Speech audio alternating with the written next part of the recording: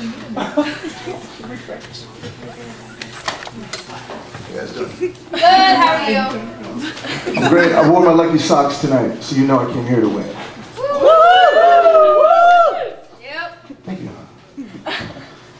Take this in from a perspective of a youth, waking up somewhere completely brand new, an inexplicable suspense. It's a third anxiety, a third fear, and a third worry, but rides on 100% pure adrenaline. This is the story of a boy's transition, so please open up your inner child's memory to listen. The switch from sand to snow, distance between hell and heaven. Not easy for a kid at age 7. Had to wait till I turned about 11 to process the mess I was in with my kin. Family ties, that came later. For now, let me begin. They say mocking words can hurt. Kids can be so cruel. Yeah, especially if no one else looks like you at your school. September 1990, I remember my first day. I was shy, walking through the halls, hoping someone would stop me and say, hey. I walked around a little bit, looking for the immigrant section. Noticed some kids were bigger, figured, damn, I need protection. I aspired to be a Ninja Turtle back then, so I signed up for judo class. I started doing push-ups and at the pool, swimming laps. A few weeks went by and still no homies, a couple of ADD cases, some real characters, some phonies, but I had to make friends fast, but no one in my class answered back when I spoke. Guess they were scared of my ass. I was a big child. I was chubby, but I wasn't as strong as this kid, Fong, man. He was the meanest kid. One day outside, he took my water bottle, he emptied it and threw the lid. I remember staring off in the direction it landed. A candid look on my face, I stood there stranded. Surrounded by onlooking students, couldn't let not one of them see me crying. Must have had about 50 kids around me, yet all I felt was solitude.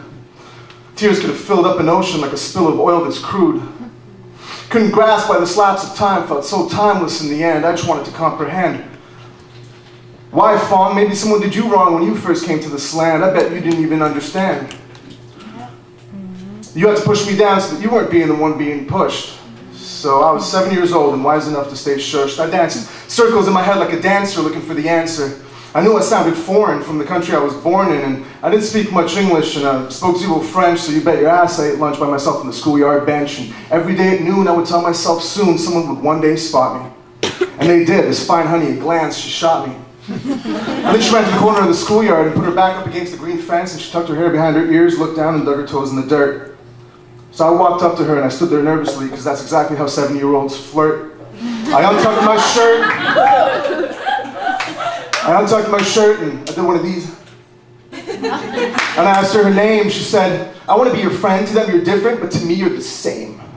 I wanted to marry her. But after 4th period, that little bitch broke my heart. I caught her hanging out with Fong and his crew of goons, man. That's besides the point of the story. The point is, back then, I learned an important lesson that day. Back then, my parents, I couldn't understand how they could put me through such a thing, so I started writing songs with my toys and I let my G.I. Joes sing. You see, innocence or ignorance, bliss, I reminisce and I miss the simple times, the exact diametric opposite of this. Thank you.